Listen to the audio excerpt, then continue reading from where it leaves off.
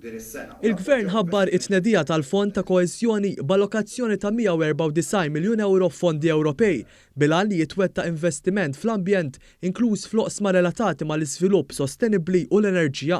Dan tħabbar f'konferenza tal-aħbarijiet mis-Segretarju Parlamentari għal Fondi Ewropej Chris Bonnet li fiha ġie spjegat li dan se jkun immirat lejn il-promozzjoni ta' mobilità urbana aktar sostenibbli u tranzizzjoni lejn ekonomija mingħajr karbonju. Fil-fatt permezz ta' dan il-fond se jitwettqu investimenti infrastrutturali fin-netwerk tat-toroq u l-portijiet tagħna magħrufa bħala TEN-T fit-tranzizzjoni għall ekonomija aktar ċirkulari u fl-aċċess u l-immaniġġjar sostenibbli tal-ilma. Fl-indirizz tiegħu is-Segretarju Parlamentari Chris Bonnet ħabbar li minn dawn il-fondi se jiġu investiti 7 miljun euro bilha li jitkompla l-investiment ta' charging points għal vetturi elettriċi u infrastruttura relatata madwar Malta u Għawdex.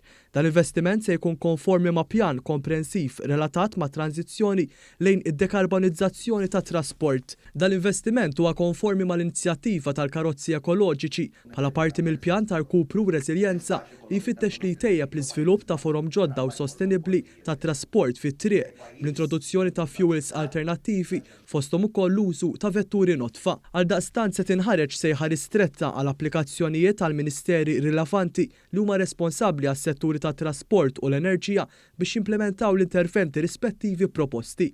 Il-Segretarju Parlamentari Chris Bonnet għal il-Fond ta' Koeżjoni huwa strumentali għal pajjiżna biex ikompli jwettaq investimenti aktar sostenibbli. Dan il-fond huwa importanti iktar għal dawk l-awtoritajiet ta' pajjiżna, speċjalment dawk li huma involuti fit-trasport u fl-enerġija, biex jagħmlu proġetti bil-fondi Ewropej immirati propju biex jtejbu l-infrastruttura ta' pajjiżna. Darba b'ħars iktar sostenibbli, ħars iktar ambjentali.